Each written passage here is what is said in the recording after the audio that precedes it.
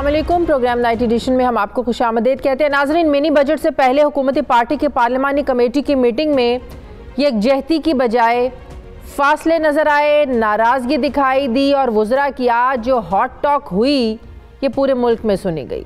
वज़ीर आज़म इमरान खान ख़ुद सदारत कर रहे थे। ज़राए हमें ये बताते हैं कि जब वफाकी वज़ीर दिफ़ा परवेज़ खटक ने वज़ीर आज़म से अपने सूबे KPK में गैस के मसाइल पर का जिक्र किया और कहा कि अगर आपका यही रवैया रहा तो हम वोट नहीं दे सकेंगे, तो जवाब में वज़ीर आज़म इमरान खान ने परवेज़ खटक से कहा कि अगर आप मुझसे मुतमईन नहीं तो किसी और को हुकूमत दे देता हूँ, मुझे वोट नहीं देना तो मत दो, मगर ब्लैक मेल ना करो, मेरे कोई कारखाने नहीं चल रहे, मुझे कोई ब्लैकमेल नहीं कर सकता, मुल्क की जंग लड़ रहा हूँ, मुझे हुकूमत का कोई शौक़ नहीं है। मीडिया पर जब ये सारी सूरत हाल सामने आई, ये ख़बरें चलना शुरू हुई, उसके बाद वज़ीर दिफ़ा परवेज़ खटक ने कहा कि मैंने गैस की फराहमी पर अपना एक मुतालबा प्राइम मिनिस्टर के सामने रखा। जब सहाफ़ियों ने उनसे सवालात किए तो परवेज़ खटक ने क्या जवाब दिए, ज़रा खुद ही देखिए। हमारा मकसद सूबे में गैस की प्रॉब्लम है, उसकी डिस्कशन हुई, उसकी बात हुई, उसका जवाब मेरा ख़त्म हो गया। तो आपका क्वेश्चन क्या था सर? मेरा क्वेश्चन ये था कि हमारा जो गैस की स्कीमें जो चल रही है या अप्रूव्ड है वो चलनी चाहिए, क्योंकि हमारा फर्स्ट राइट बनता है गैस का, तो हमारे गैस ना रोका जाए। सिर्फ इतनी सी बात। नाज़रीन, पार्लिमानी इजलास में सिर्फ परवेज़ खटक ने ही अपने तहफ़्फ़ुज़ात का इज़हार नहीं किया, बल्कि PTI रहनुमा नूर आलम खान ने भी प्राइम मिनिस्टर से ये सवाल किया कि स्टेट बैंक की खुद मुख्तारी से सलामती इदारे तो मुतासिर नहीं होंगे, क्या हम सलामती इदारों के अकाउंट की तफसीलात भी IMF को देंगे? क्या मिनी बजट से हमें गैस, पानी, बिजली सब मिलेगी? इस पर प्राइम मिनिस्टर ने कहा कि मैं एक बात वाज़े करना चाहता हूँ कि मैं मुल्की मफाद पर कोई समझौता नहीं करूँगा। सलामती इदारों का तहफ़्फ़ुज़ हर सूरत यकीनी और पहली तरजीह है। फिर कुछ ही देर के बाद परवेज़ खटक इजलास छोड़कर बाहर आ गए तो रिपोर्टर्स के सवालात के जवाब किसी भी इख्तलाफात की बात से इनकार किया। वो वज़ीर आज़म और साथ ही उन्होंने कहा कि वज़ीर आज़म ही इमरान खान ही उनके लीडर हैं। क्या कहा ये भी देखिए। इमरान खान मेरा लीडर है, मैं उसके ख़िलाफ़ सोच भी नहीं सकता, मैं उनके साथ हूँ। तो प्लीज़ सारे मीडिया को कहता हूँ कि इसको स्टॉप कर दें। मैं अगर बाहर गया, मैं स्मोकिंग करता हूँ, तो मैं हर मीटिंग में बाहर जाता हूँ। पार्लिमानी पार्टी की मीटिंग में जो बातें हुई, जो प्राइम मिनिस्टर ने भी कहा, आपसे मुखातिब होकर कहा, तो प्राइम मिनिस्टर ने मुझे ऐसी बात कोई नहीं की। नाज़रीन, अब साफ वाज़े हो रहा है कि हुकूमती जो वज़रा हैं उनके आपसी जो इख्तलाफात हैं ये खुल कर बाहर आने लगे हैं। अगर ये कहा जाए कि ड्राइंग रूम की जो बातें हैं वो घर से बाहर आने लगी हैं तो ये भी कुछ गलत नहीं होगा। आज से पहले अरकान ने वज़ीर आज़म इमरान खान के सामने वोट ना देने और उन्हें वज़ीर आज़म बनाने की बातें शायद कभी नहीं की। परवेज़ खटक के 2 भांजे गुज़श्ता दिनों नून लीग में शामिल हुए हैं, जबकि उनका एक भाई लियाकत खटक और उनका एक बेटा PTI को छोड़कर पाकिस्तान पीपल्स पार्टी में शामिल हो चुके हैं। सेनेट इंतखाबात से पहले भी हमें ये मसाइल देखने में आए। परवेज़ खटक का ग्रुप राहें जुदा कर चुका था, जिसके नतीजे में वज़ीर आज़म इमरान खान जब KPK पहुँचे तो 14 मेंबराने असम्बली वज़ीर आज़म से मुलाकात करने ही नहीं आए थे।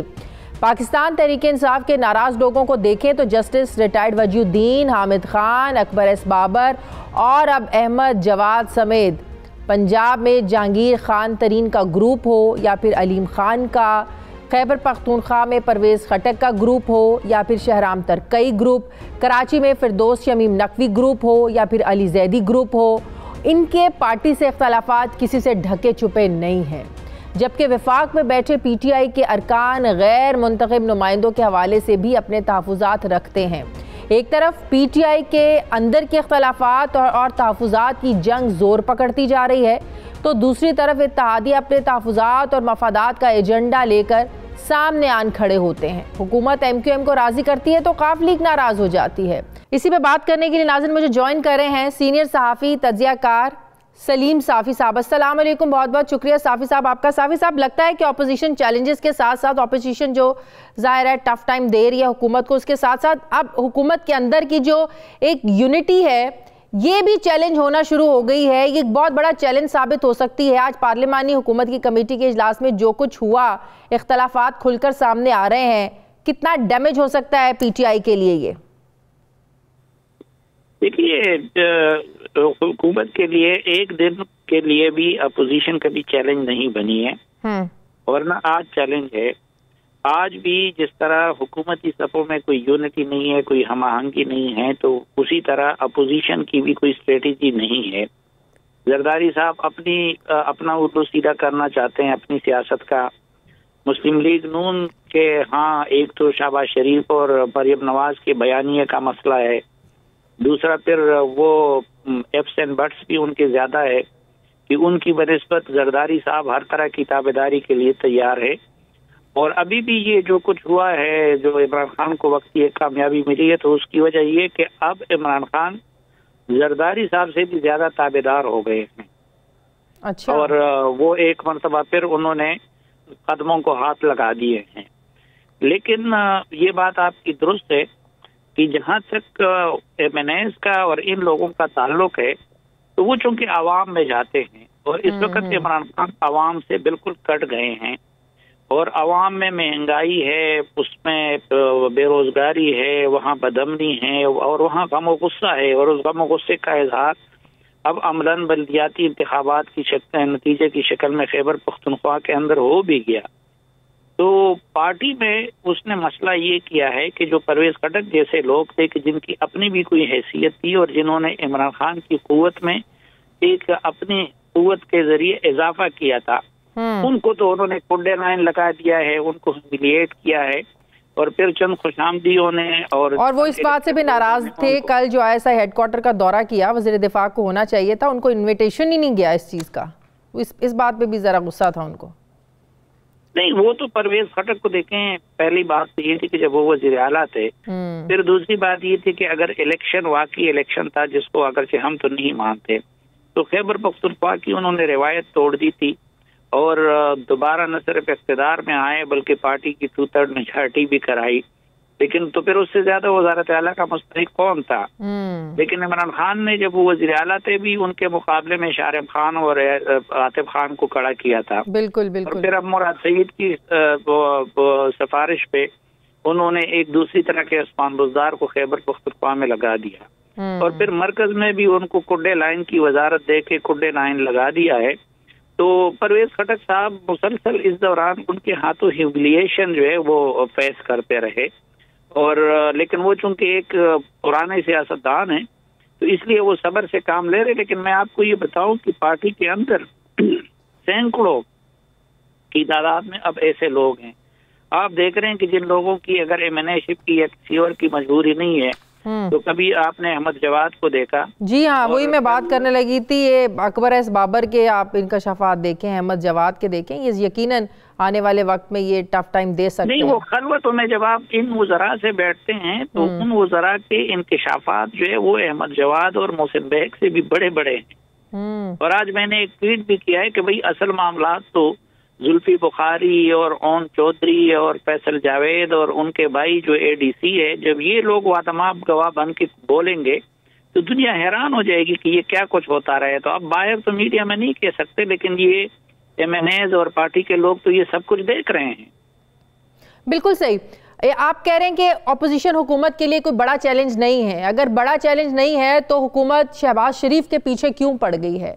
नवाज शरीफ को वापस लाने के लिए इतना मुतहरिक क्यों हो गई है? शहबाज शरीफ का रास्ता क्यों रोकना चाहती है एक गारंटर को सिर्फ इसलिए कि वो अपने भाई को वापस नहीं ला सकता, आप नहल करवाने चले शहबाज शरीफ को? देखिए, इमरान खान साहब अपने लिए उन लोगों को खतरा नहीं समझते जो इनकलाबी बयानिए के साथ रियासती इदारों को चैलेंज करते रहते हैं। उसको वो अपने लिए गनीमत समझते हैं, क्योंकि उस सूरत में वो फिर रियासती इदारों की जरूरत बन जाते हैं या मुख्तलिफ हलकों की जरूरत बन जाते हैं। उनके लिए खतरा शहबाज शरीफ जैसे लोग होते हैं कि जो उनका मुतबादिल बन सकते हैं। तो इस दौरान कुछ ऐसा तासुर आया था कि चूंकि शायद नवाज शरीफ साहब उनको आगे करने पे आमादा हो गए हैं, तो इसलिए उनको असल खतरा समझते हैं इमरान खान साहब और उनके पीछे पड़ गए हैं। फिर यही मामला इस वक्त बिलावल साहब और जरदारी साहब का भी है। लेकिन जो मसला मैं आपको आ रहा हूँ कि अपोजिशन की जो नाअहली है कि वो ना मुजाहिमत की सियासत कर सकी और अब ना मुफाहिमत की सियासत में वो किसी मुश्तरका कुलिये पे आ सकते हैं।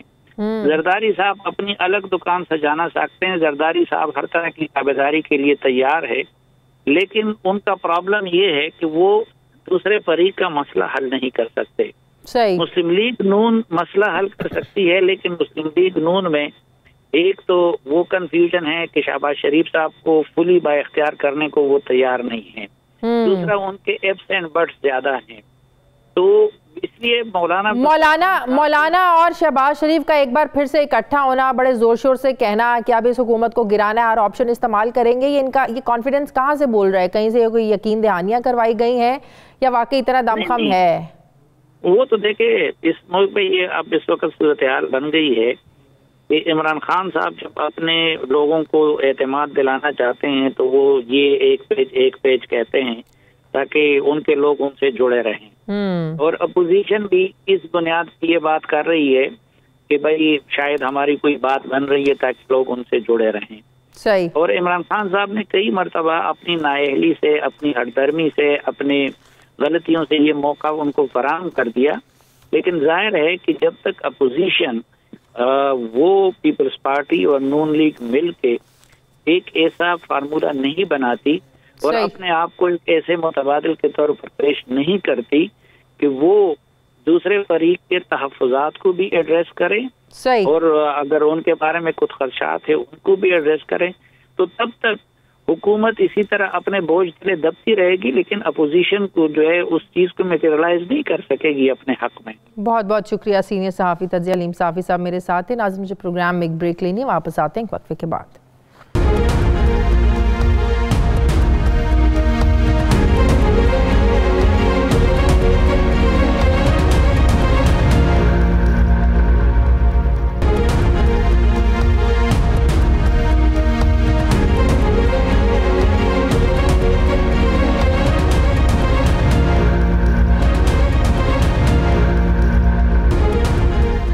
ब्रेक के बाद एक बार फिर से आपको खुशामदीद कहते हैं। नाजरीन, तमाम नाराज़गी और सियासी रद्दअमल के बावजूद IMF की एक और शर्त पूरी कर दी गई है। मिनी बजट पार्लियामेंट में पेश किया गया। आज 350 अरब रुपए के टैक्सेस और सब्सिडीज़ ख़त्म करके IMF को मनाने की कोशिश की गई है। मिनी बजट के इजलास में अपोजिशन ने पूरी कोशिश की कि बजट मंजूर ना हो पाए, लेकिन जाहिर है हुकूमत को अददी बरतरी हासिल है। आज के इजलास में प्राइम मिनिस्टर इमरान खान मौजूद थे। अपोजिशन लीडर शहबाज शरीफ, बिलावल भुट्टो और आसिफ अली जरदारी समेत सब सीनियर रहनुमाओं ने इस इजलास में शिरकत की। हुकूमत के पास मिनी बजट मंजूर करवाने के लिए 18 अरकान की बरतरी थी। ईवान में हुकूमत के पास 182 अरकान जबकि अपोजिशन के पास 160 अरकान हैं। ताहम आज के इजलास में अपोजिशन के 10 और हुकूमत के 14 अरकान गैर हाजिर भी थे। मिनी बजट बिल पर अपोजिशन की तरमीम को मुस्तरद किया गया। जब गिनती कराई गई तो अपोजिशन की तरमीम के हक में 150 वोट जबकि तरमीम की मुखालिफत में हुकूमत की तरफ से 168 वोट आए। यूं कौमी असम्बली के इजलास में मिनी बजट पर अपोजिशन की तरमीम कसरत राय से मुस्तरद कर दी गई। वज़ीर ख़जाना शौकत तरीन ने मिनी बजट 2021 ईवान में मंजूरी के लिए पेश किया। शौकत तरीन ने कहा कि अपोजिशन का शोर नए टैक्सेस लगाने पर नहीं है बल्कि टैक्सेस की डॉक्यूमेंटेशन करने पर है। क्या कहा शौकत तरीन ने, जरा देखिए। 343 बिलियन जो है उसमें से आप 280 बिलियन अगर रिफंड ही हो जाना है और उसके बाद सिर्फ जो 71 बिलियन रह जाता है तो इसका मतलब ये टैक्स का कोई तूफान तो नहीं है, ये कुछ और है। और क्या है? डॉक्यूमेंटेशन है। और डॉक्यूमेंटेशन से सारे भागते हैं। वो इसलिए भागते हैं कि उसके बाद सिर्फ ये नहीं है कि सेल्स टैक्स के ऊपर वो भागते हैं, वो भागते हैं कि उसके बाद उनकी इनकम जो है वो टैक्स होगी, तो वो डॉक्यूमेंट होगी। क्या वावेला मचा हुआ है कि जनाब तूफान आ गया है और ये मतलब पत्नी गरीब पत्नी किधर हो गया, क्या हो जाएगा। 71 अरब रुपए और उसके बीच में जो गरीब की बात कर रहे हैं, जिसमें ये डबल रोटी की बात कर रहे हैं, दूध की बात कर रहे हैं, वहाँ से रिमूव कर दिए हैं टैक्स। वज़ीर ख़जाना के मिनी बजट पेश करने के बाद नून लीगी रहनुमा शाहिद खाकान अब्बासी ने भी गुफ्तगू की और कहा कि ये ना बताएं कि किन चीज़ों पर टैक्स लगाया जा रहा है बल्कि ये बताएं कि किन किन चीज़ों पर टैक्स नहीं लगाया जा रहा है और अरबों रुपए टैक्स लगाने का आप जवाब भी हमें बताएं। क्या कहा शाहिद खाकान अब्बासी ने, ये भी देखिए।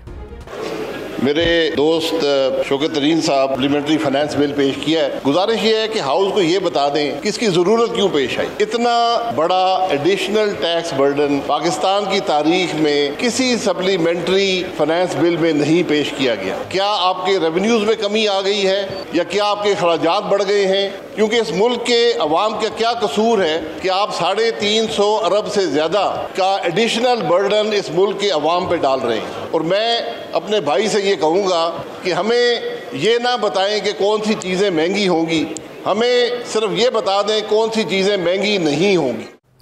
नाज़रीन, इस बजट में खुश्क दूध, डबल रोटी, लैपटॉप और बिजली पैदा करने वाले सोलर पैनल पर हुकूमत ने टैक्स छूट उसी तरह रखने का फैसला किया है, जबकि लग्जरी गाड़ियों, इंपोर्टेड खाने पीने और कॉस्मेटिक्स पर टैक्स लगाने और छूट को वापस लेने का फैसला भी सामने आया है।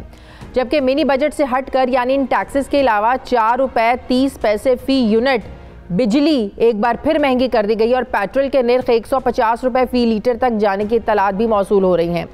हुकूमत और अपोजिशन के कंसर्न अपनी जगह हैं, मगर आम आवाम इस मिनी बजट के ज़रिए कितना बोझ उन पर लादा जा रहा है, इसका कोई जवाब नहीं दे रहा है। मिनी बजट के बाद कितनी महंगाई होगी, आवाम के साथ क्या होगा और क्या हुकूमत ने जैसा कहा कि इस बजट को लाने से IMF की खुशनुदी के साथ हालात नॉर्मलिटी की तरफ आएंगे, नॉर्मल हो जाएंगे, इसमें कितनी सच्चाई है, मैं बात करूँगी। मुझे ज्वाइन कर रहे हैं पाकिस्तान पीपल्स पार्टी के सीनियर रहनुमा बैरिस्टर चौधरी एतजाज़ एहसन साहब। अस्सलाम वालेकुम, बहुत बहुत शुक्रिया चौधरी साहब आपका। चौधरी साहब, अपोजिशन जितना भी वावेला मचा ले, जितना भी आवाम के पास चले जाए, रैलीज निकालने का कह दे, महंगाई मार्च करने का कह दे, हुकूमत ने जो करना है वो करना है। अब मिनी बजट अब जब मंजूर हो गया, पास हो गया, अपोजिशन कर क्या सकती है, सब कुछ इम्प्लीमेंट हो जाएगा। और इसमें वो हुकूमत कह रही है कि हम लोग ऐसा क्यों तूफान बर्पा किया जा रहा है, टैक्सेस तो नए कोई लगाए नहीं है उन्होंने।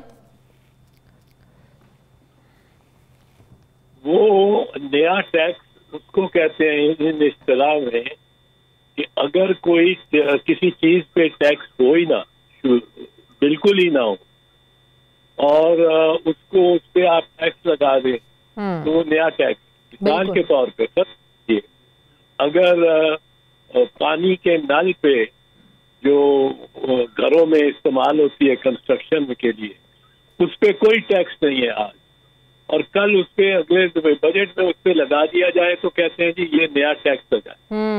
लेकिन अगर उस नल पे 200 रुपए फुट पे टैक्स है और उस टैक्स को 300 रुपए कर दें तो उसको नया टैक्स नहीं कहते। तो इसलिए हर वजीर खजाना इस मामले में अक्सर दुरुस्त होता है कि मैंने कोई नया टैक्स नहीं लगाया या एक दो चीजों पे ही नया टैक्स लगाया, जिस तरह के कोई इलेक्ट्रिक मोटर्स आ गई हैं, अब वो एक नई चीज, नया आइटम आया तो वो इन्होंने नया टैक्स उसको कहना पड़ेगा। जो पहला बजट इन्होंने पास कराया तो उसमें एक नया टैक्स लगाया।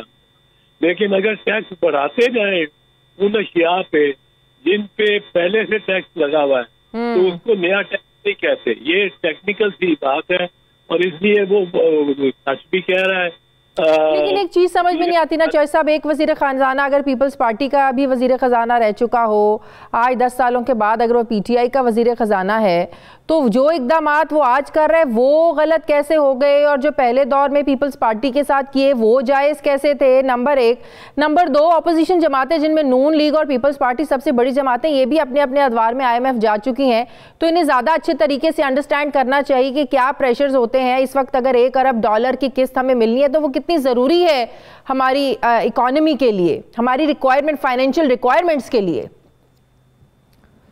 बिल्कुल जरूरी है और बिल्कुल लेना पड़ता है। सवाल सिर्फ ये होता है कि कीमत उसके लिए क्या दे रहे हैं और क्या IMF कौन सी शराइत लगा रहा है जिन शराइत को आप पूरा कर रहे हैं और पूरा करने का आप एक वादा कर रहे हैं और कमिटमेंट कर रहे हैं। ये असल बात तो इस पे होती है। और ये तो मेरा ख्याल है कई दिहाइयों से IMF का जो हाथ है वो हमारी गर्दन पे है और हमारी गवर्नमेंट भी। तो ये सिर्फ फिर PTI का तो कसूर नहीं हुआ ना चौधरी साहब? नहीं, उसका कसूर इस लिहाज से हो सकता है कि और उस पर तनकीद हो सकती है कि किन किन चीजों पे आप टैक्स लगा सकते थे, जहाँ लगाना चाहिए था आपको अशियाए जरूरत, अशियाए ये तयश जो है, जो लग्जरी आइटम्स है, जो मेकअप पे लगाए ज्यादा इम्पोर्टेड लग्जरी गाड़ियों पे लगाया है, बाहर से जो इम्पोर्टेड फूड आइटम्स हैं उन पे लगाया है टैक्स। इम्पोर्टेड आइटम पे तो लगना चाहिए। उसमें कुछ अथवा ऐसे इम्पोर्टेड आइटम जो यहाँ आके और आपकी सनत और मसनूआत का हिस्सा बन के आपको फिर बाहर आप भेज सकते हैं। कई आइटम ऐसे होते हैं जो आप बाहर से मंगाते हैं, वो कंपोनेंट होते हैं और मैन्युफैक्चर्ड गुड, और वो कंपोनेंट वो हिस्से होते हैं उन अशिया के जो आप बना के साख करके और बाहर भेज के और उनसे ज़रे मुबादला करवाते हैं। सही। ऐसी इम्पोर्ट ड्यूटी कम होती है अक्सर, क्योंकि उनको आपने अपनी एंड प्रोडक्ट में इस्तेमाल करना होता है। ये एक गोरख धंधा सा है आदाद शुमार का, और किसी हद तक स्टेट बैंक की खुद मुख्तारी का जो कानून है, अपोजिशन को इस पर भी बड़ी तनकीद है कि आप इसको IMF की गोद में देने जा रहे हैं। स्टेट बैंक का जो इदारा है किसी को जवाबदेह नहीं होगा, वो जो भी इकदाम करे हुकूमत उससे पूछ नहीं सकती। ये क्या वाकई ये बहुत ज़्यादा जो है ना वो ख़तरा हो जाएगा, या ये हुकूमत गलत करने जा रही है? बिल्कुल ही मादर पिदर आज़ादी तो किसी इदारे को होनी नहीं चाहिए, आपको जवाबदेह होना चाहिए। और अगर ऐसा कुछ होने जा रहा है तो हुकूमत को, आपको लगता है अगर ये IMF की डिमांड है तो इसको नहीं मानना चाहिए? बाकी सारी तनकीद से ये बहुत गहरी और जायज तनकीद है अपोजिशन की। बाकी को तो आप कईयों को कह सकते हैं कि ये तो रिपीट है, हर साल ही ये कहते हैं। वो कहता है तो वज़ीर खजाना के हमने कोई टैक्स लगाया, नया टैक्स लगाया ही नहीं, और वज़ीर गवर्नमेंट कहती है कि हमने नया टैक्स लगाया ही नहीं, और वो अपोजिशन कहती है आपने आवाम को बर्बाद कर दिया वो टैक्सों के बोझ पे। वो फिर कहता है कोई नया टैक्स नहीं, वो कहते हैं जी पुराने टैक्स आपने बढ़ा दिए इतने कि वो गरीबों के जो अशिया गरीबों के लिए ज़रूरी है, मिडिल क्लास के लिए, सफ़ेद पोशों के लिए ज़रूरी है, उनको आपने तबाह कर दिया। ये इस हद तक तो हर साल यही एक डिबेट रहती है। लेकिन ये जो स्टेट बैंक को आपने जरा दी है खुद मुख्तारी, ये जरा क्लियरली अनप्रेसिडेंटेड है। इसकी नज़ीर हाँ तो नहीं मिलती। रिजर्व बैंक ऑफ इंडिया के पास शायद इतनी या इससे ज्यादा खुद मुख्तारी हो, देखना पड़ेगा। पर जो सेंट्रल बैंक उनमें बैंक ऑफ इंग्लैंड को बड़ी खुद मुख्तारी है, पर वहाँ एक ट्रेडिशन बहुत ज्यादा है, रिवायात बहुत ज्यादा है, रिवायात ऐसी है और रिवायात पे चलने वाले लोग हैं। हमारे यहाँ रहा के रिवायत को तोड़ना ही कई हुक्मरानों का काम होता है। आप कल दे दें, लंदन से आ जाए एक साहब और आके वो हर चीज को उल्टा सीधा कर देंगे, और ये नहीं देखेंगे कि खर्च कितना हो रहा है, सही पे कितना चाहिए। अच्छा साहब, हमेशा हम नून लीग में दो बयानिए, दो मौक़िफ़, उनमें इख्तलाफात की तो बात करते हैं। आज ज़रा PTI में जो इख्तलाफात चल रहे हैं, जो अब गाहे बगाहे खुलकर सामने आते हैं, स्पेशली KPK से बहुत ज़्यादा इख्तलाफात सामने आते हैं, प्राइम मिनिस्टर के साथ, वफाकी वज़रा के साथ। आज जो पार्लिमानी कमेटी का जो इजलास हुआ हुकूमत की, उसमें जो हॉट टॉक हुई वज़ीर दिफा परवेज़ खटक के बीच में, प्राइम मिनिस्टर के बीच में, हमाद अज़हर के साथ, के बाद यहाँ तक पहुँची कि प्राइम मिनिस्टर ये कहने पर मजबूर हो गए कि आप, अब मुझे कोई शौक़ नहीं है हुकूमत करने का, आप कहते तो मैं किसी और को हुकूमत दे देता हूँ, मेरे कोई कारखाने नहीं चल रहे हैं। मसला था गैस का, गैस की शॉर्टेज का, गैस की किल्लत का, गैस के मसाइल का, जिस पर सवालात उठाए परवेज़ खटक ने प्राइम मिनिस्टर के सामने, हमाद अज़हर के सामने। जब हमाद अज़हर मुतमईन नहीं कर सके तो परवेज़ खटक ने कह दिया कि इस तरह तो जो है ना वो बात नहीं बनेगी, इस तरह तो हम आपको कैसे अगले टाइम के लिए जो ना वोट दे सकते हैं, हमने वज़ीर आज़म बनाया आपको, जिस पर प्राइम मिनिस्टर ने कहा मैं ब्लैकमेल नहीं हूँगा। ये सारी बातें आज खुलकर मीडिया पर चल रही हैं, अभी तक चल रही हैं, भले इसकी तरदीद कर रहे हैं परवेज़ खटक साहब। ये इख्तलाफात आपको लगता है ये भी बड़े डैमेजिंग हो सकते हैं PTI के लिए आने वाले इलेक्शंस में? एक तो हो सकता है कि अगर आप सच पे जाए पूरी बोले तो ये भी कोई सेल के बाद तक बात ना पहुंच जाए, वो जिस तरह डॉन लीक्स वाला पर बहरहाल इसमें ये जो चीज बात बिल्कुल दुरुस्त है और इस मामले पे हुकूमत को बड़ा सोचना पड़ेगा। उसके अंदर टेंशन होने की उसकी पार्टी के अंदर इमरान खान के हुई है या नहीं हुई, मैं वहां से नहीं था, कोई कह रहा हुई है, कोई कह रहा नहीं हुई, लेकिन बुनियाद बहुत सारी हैं बुनियादें। एक तो ये बिल्कुल दुरुस्त है जो ओहदे इम्पोर्टेंट है वो दिए हुए उन लोगों ने जो लास्ट मिनट पे भाग के गाड़ी पे चढ़े हैं, या जो जिस तरह का वो शेख हफीज शेख था जो वजीर खजाना रहा, या आज का वजीर खजाना जो बिल्कुल ही दूसरी संत रहे और अब इनके गाड़ी में बड़े ओहदों पे आ गए और टेक्नोक्रेट की सूरत में, तो ये तो एक जरूर है। मैं तो समझता हूँ पहले दिन से मैंने कई दफा कहा है कि इमरान खान को अपने लोगों पे ज्यादा इन्हिसार करना चाहिए।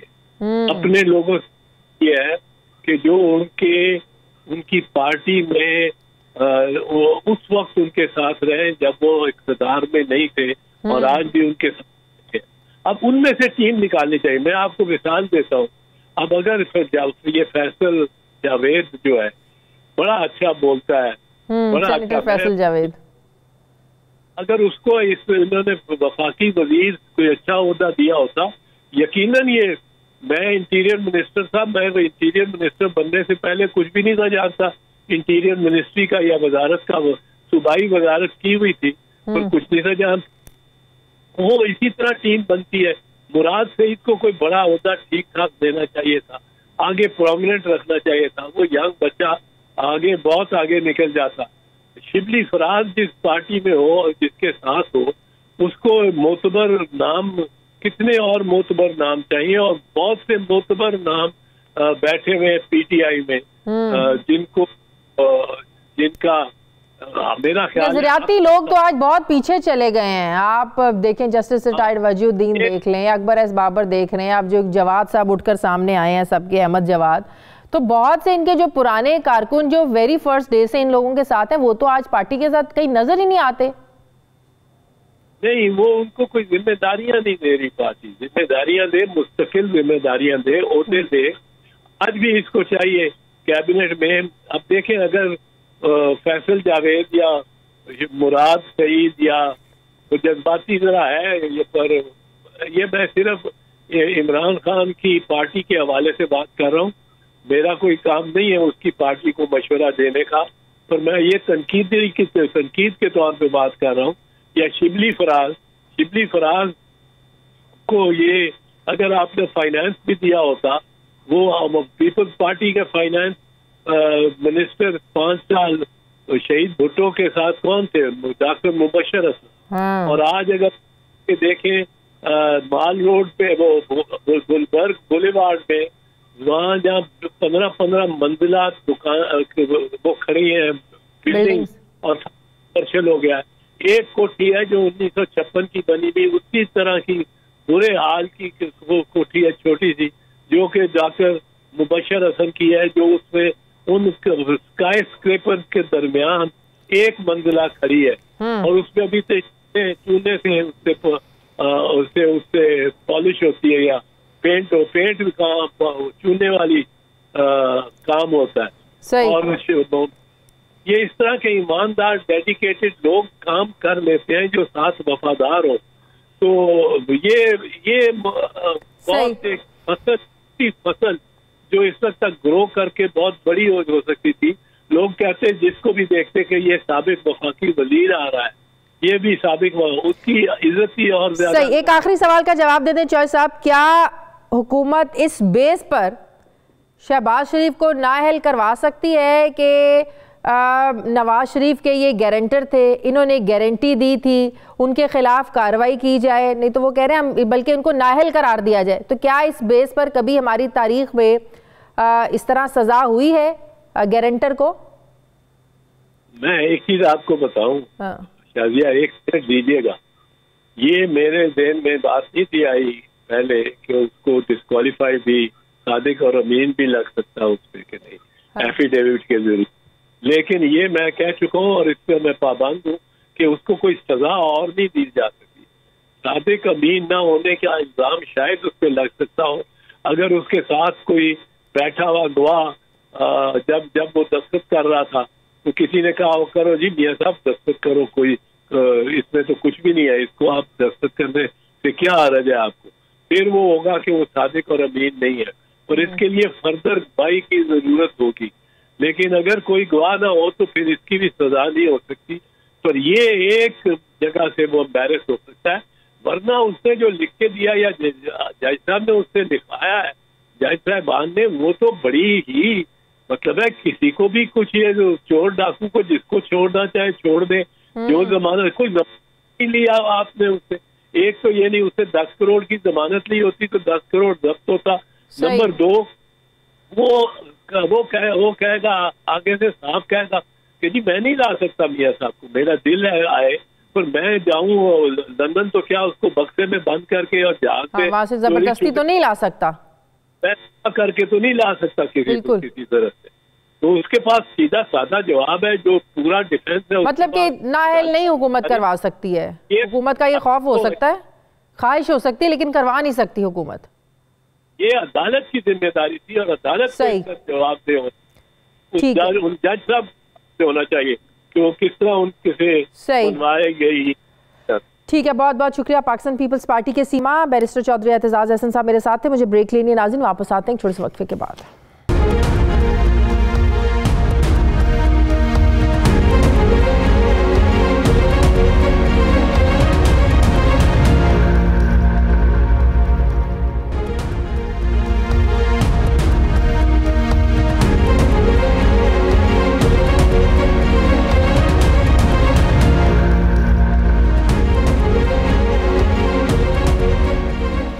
ब्रेक के बाद एक बार फिर से आपको खुशामदीद कहते हैं। माहिर मौशियात डॉक्टर इशफाक हसन साहब ने मुझे ज्वाइन किया। अस्सलाम वालेकुम, बहुत बहुत शुक्रिया डॉक्टर साहब आपका।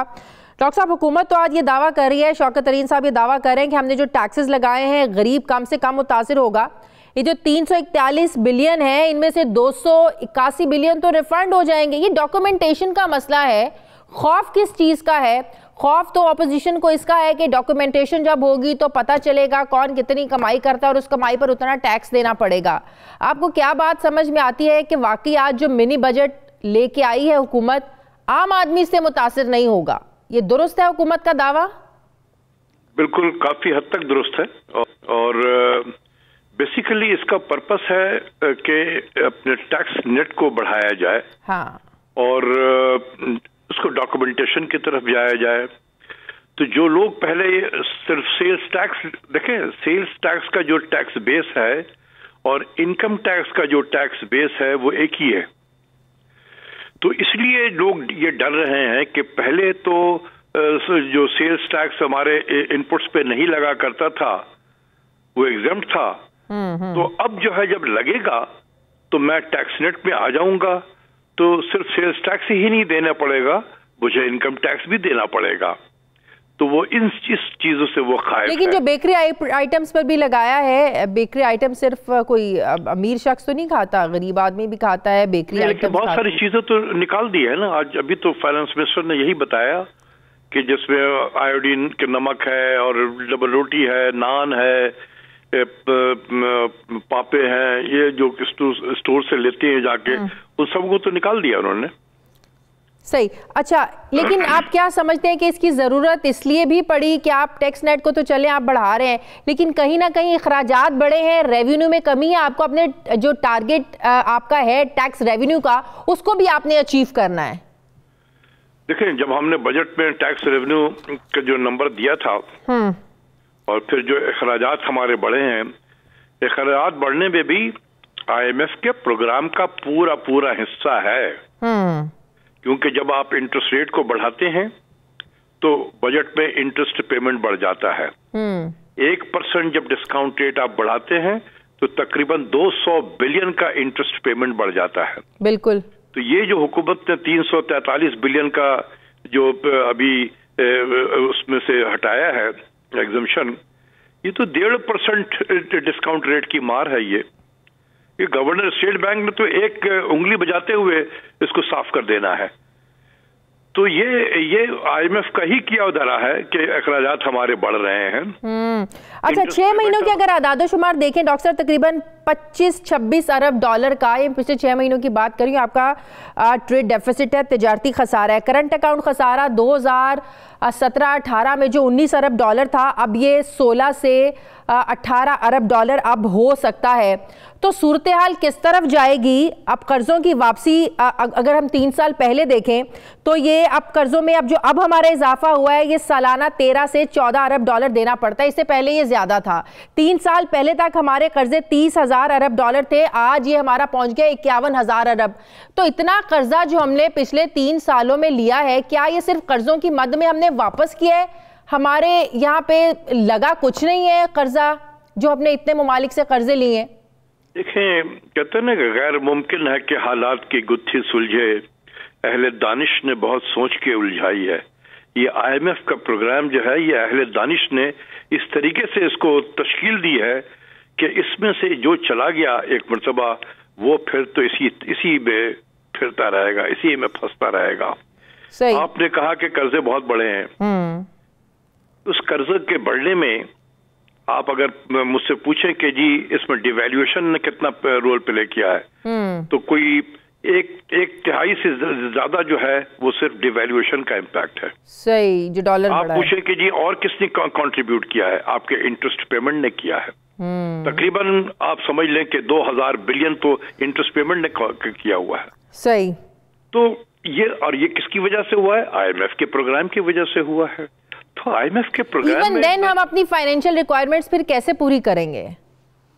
देखिए, अब ये जैसे आपने कहा कि इसका खसारा बढ़ रहा है, तिजारती खसारा तकरीबन को 24-25 बिलियन हो गया है, ठीक है ना, ये बिल्कुल सही है। ये काम तो हुकूमत को करनी है, और यही चीज मैं आपके प्रोग्राम में भी और बाकी प्रोग्राम में भी यही कहता रहा हूं पिछले 3.5 साल से कि government must pursue aggressive and yet selective import compression policy, aggressive and yet selective। लेकिन अगर कोई हुकूमत ये काम ही ना करे, डॉक्टर आपको ये बता रहा है कि ये चीजें ना खाया करें, इससे आपके ब्लड प्रेशर में इजाफा होगा, लेकिन आप उसकी परवाह किए बगैर वो चीजें दबा के खाया जा रहे हैं, तो फिर ब्लड प्रेशर के मरीज तो आप बनेंगे कि नहीं बनेंगे? सही। लेकिन IMF का जो दबाव, IMF की जो सख्त शराइत हैं, ये वजीर खजाना साहब ने, शौकत तरीन साहब ने इस चीज़ को एडमिट किया कि इस बार जो IMF का रवैया सख्त है, ये अमरीकी दबाव की वजह से है कि हमें ज़्यादा सख्त शराइत मानना पड़ रही हैं। क्या कोई और ऑप्शंस थी? कोई और ऑप्शंस थी अगर हम ये शराइत नहीं मानते? बहुत है, आप ऑप्शंस तो हर लम्हे रहती है, उस वक्त भी थी, आज भी है, आइंदा भी रहेगी। ये जो चीजें हैं ना कि अमेरिका का रवैया बहुत खिलाफ है, वो इसीलिए क्योंकि IMF का प्रोग्राम जो होता है वो कोई माशी प्रोग्राम तो नहीं है, ये एक सियासी प्रोग्राम है, ठीक है।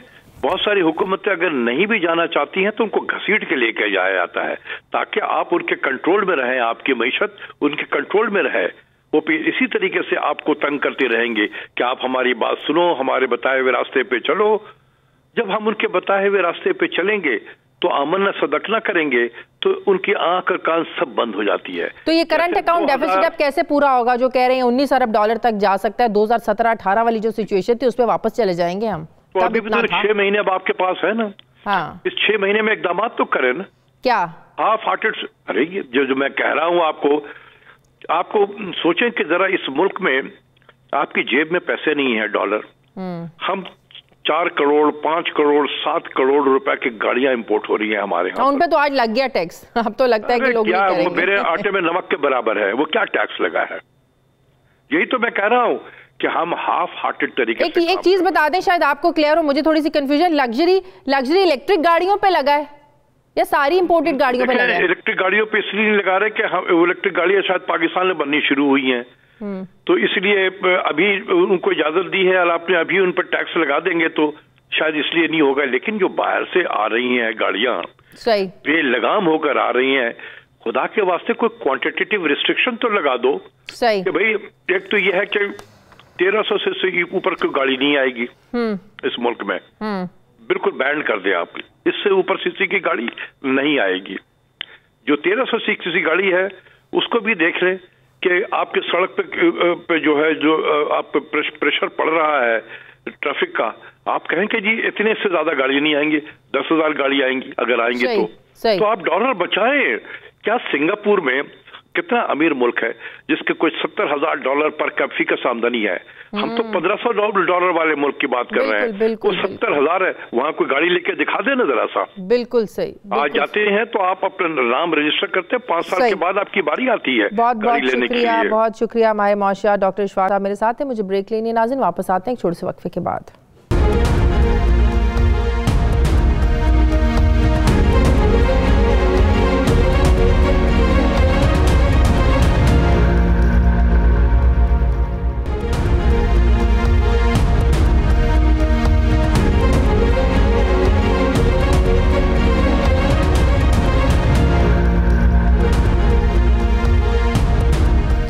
ब्रेक के बाद एक बार फिर से आपको खुशामदीद कहते हैं। अब मुझे ज्वाइन कर रहे हैं हमारे मौशियात डॉक्टर फ़ारूक सलीम साहब। अस्सलाम वालेकुम, बहुत बहुत शुक्रिया डॉक्टर साहब आपका। डॉक्टर साहब, मिनी बजट तो पास हो गया, क्या आपको इसके असरात लग रहे हैं? अभी मेरी इशफाक हसन साहब से भी बात हो रही थी, वो भी ये कह रहे थे कि नए टैक्सेस की बजाय हुकूमत ने ये कोशिश की है कि टैक्स नेट को बढ़ाया जाए, टैक्स का दायरा कार है, इसको बढ़ाया जाए, आम आदमी पर इतने इसके असरात नहीं आएंगे। देखिए, 4 चीजें रिमूव की गई हैं जो अच्छा कदम है। पहले जो बिक्री की अशिया थी उनके ऊपर भी टैक्स लग रहा था, वो आखिरी मोमेंट पे आके हमारे वजीर खजाना साहब ने विड्रॉ कर लिया। लैपटॉप्स विड्रॉ हो गए हैं, दूध जो है निकाल दिया गया है और सोलर पैनल जो है वो निकाल दिए गए हैं। मैं समझता हूँ कुछ चीजें और ऐसी थी जो निकाल लेनी चाहिए थी, जिसमें अद्वियात हैं। अद्वियात की ऑलरेडी बढ़ गई है, अभी टैक्स लागू हुआ भी नहीं। दालें भी निकाल लेनी चाहिए थी, दालों की कीमत बढ़ जाएगी, अद्वियात की कीमत बढ़ जाएगी, किताबों की कीमत बढ़ जाएगी। इसी तरह इंटरनेट का टाइम जो है वो भी बढ़ जाएगा। तो 144 टोटल आइटम थे, लेकिन नतीजा जो है वो जाहिर बात है कि महंगाई का एक नया तूफान जो है वो हमारे दरवाजे खटखटा रहा है। लेकिन ज्यादा तो इम्पोर्टेड चीजों पर लगा है ना, आम नॉर्मल जो रोजमर्रा की अशिया है उस पर तो टैक्स नहीं लगा। जैसे इम्पोर्टेड फूड आइटम्स हैं, लग्जरीज गाड़ियां हैं, उन पर टैक्सेस लगे हैं ना, बढ़ाए गए हैं। देखिए, अद्वियात के ऊपर टैक्स है। अब वो आप अगर आम आदमी, जो हुकूमत की डेफिनेशन है वो ये कह रही है कि आम आदमी के ऊपर टैक्स नहीं है, इसका मतलब है कि आम आदमी जो है वो अद्वियात इस्तेमाल नहीं करता, आम आदमी किताबें नहीं पढ़ता, किताबें नहीं खरीदता।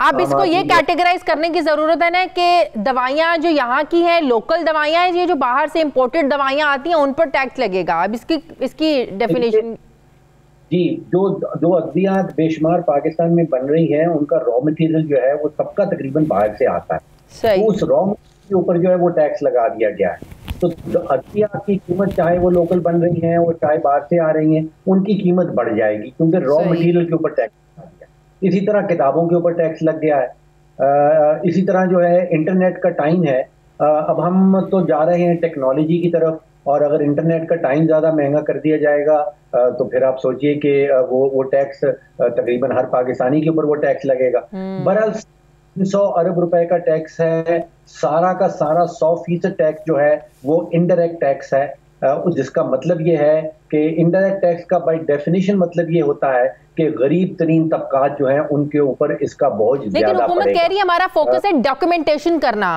कि पता चले किसकी कितनी सेल है, उस हवाले से जाहिर है वो टैक्स नेट में आएगा, टैक्स देना पड़ेगा। उनका मतलब ये कि ज्यादा से ज्यादा लोगों को टैक्स नेट में लाया जाए डॉक्यूमेंटेशन के जरिए। जी देखिए, उनका कहना ये है कि इसमें रिफंड सामने आ जाएगा। मैं ये नहीं पा रहा हूँ कि अगर आपने शुरू में टैक्स लगाना है 281 बिलियन का रिफंड आना है। देखिए, वो आप रिफंड को आपको याद होगा कि ये 15 साल पुरानी बहस है। इस वक्त कोई 550 अरब रुपए के रिफंड जो हैं वो टेक्सटाइल वालों के पड़े हैं हमारे एफडीआर के पास, और हुकूमत वापस नहीं दे पा रही। मैं समझ ये नहीं पा रहा हूँ कि अगर अद्वियात के ऊपर पहले वो टैक्स लगाएंगे, उसके बाद वो टैक्स वापस करेंगे, तो फिर ये टैक्स लिया क्यों जा रहा है अगर बाद में वापस ही होना है। फिर दूसरी बात यह है कि अगर आप अद्वियात के रॉ मटेरियल के ऊपर टैक्स लगा रहे हैं तो जो मैन्युफैक्चरर है वो तो उसकी कीमत बढ़ा देता है, क्योंकि उसको टैक्स रिफंड जो है उसके कहने के मुताबिक 1 साल के बाद मिलना है। वो जब अपना इनकम टैक्स रिटर्न दायर करेगा हुकूमत के पास, तो उसमें फॉर्म फिल करेगा और उसमें उसको वो शायद टैक्स वापस मिल जाएगा। और टैक्स अभी तक, जैसे मैंने कहा, कि बड़ी पुरानी गेम चल रही है और टैक्स वापस नहीं हो रहे हैं। मैन्युफैक्चरर ऑलरेडी कीमत बढ़ा देगा।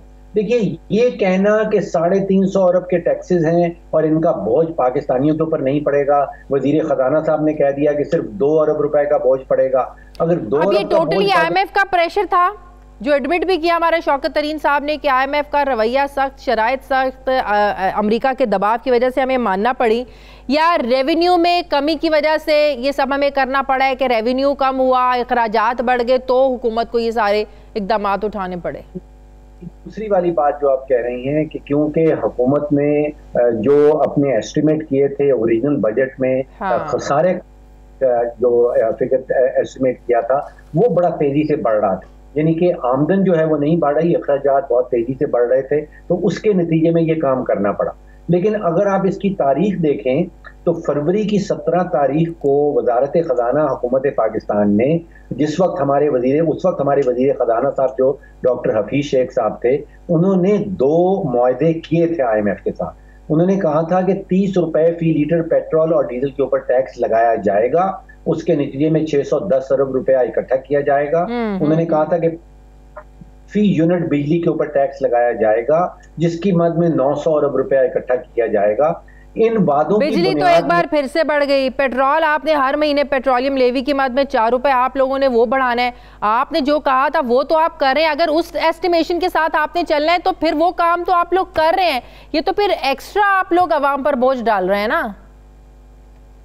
जो मैं कहना चाह रहा हूँ कि हमने हमारे वजारत खजाना ने ये सारे वादे किए थे। उन वादों के नतीजे में $500 मिलियन हमने वसूल कर लिया। और उसके बाद की छुट्टी हो गई है, नए वजीर खजाना साहब आ गए, उन्होंने कहा कि मैं तो IMF की बात नहीं मानता।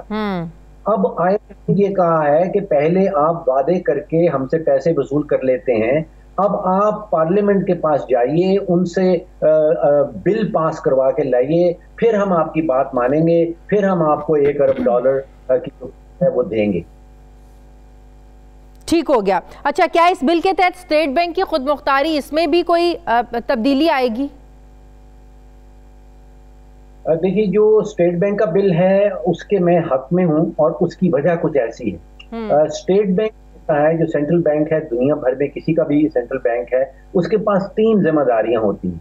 वो इंटरेस्ट रेट का यानी कि शरह सूद का तयन करता है, वो मनी सप्लाई करता है कि कितने नोट छापने हैं कितने नहीं छापने, और वो बैंकिंग सेक्टर को रेगुलेट करता है। अगर हम सियासी मुदाखलत इन तीनों चीजों में बंद कर दें तो तारीख गवाह है कि जितनी दुनिया के ममालिक ने सियासी मुदाखलत जो है उसको बंद किया है स्टेट बैंक की कार्रवाइयों के अंदर, वहां पे महंगाई जो है वो कंट्रोल में आ गई। तो ये ऑपोजिशन जो इसकी मुखालफत कर रही है वो मैं समझ रहा हूँ कि सियासी बुनियाद पे कर रही है, वो माशी बुनियाद पे नहीं कर रही। मैं नहीं समझता हूँ कि अगर स्टेट बैंक को ये वाली आजादी और खुद मुख्तारी दे दी जाएगी तो कोई नया वॉइस राय बन जाएगा या कोई नई स्टेट। बहुत बहुत शुक्रिया हमारे मौशियात डॉक्टर फारूक साहब मेरे साथ है, बहुत शुक्रिया आपका। नाज़रीन, हमारे प्रोग्राम का वक्त खत्म हो गया। फीडबैक जरूर दीजिएगा, अपना ख्याल रखिएगा, मुझे इजाजत दीजिए, अल्लाह हाफिज।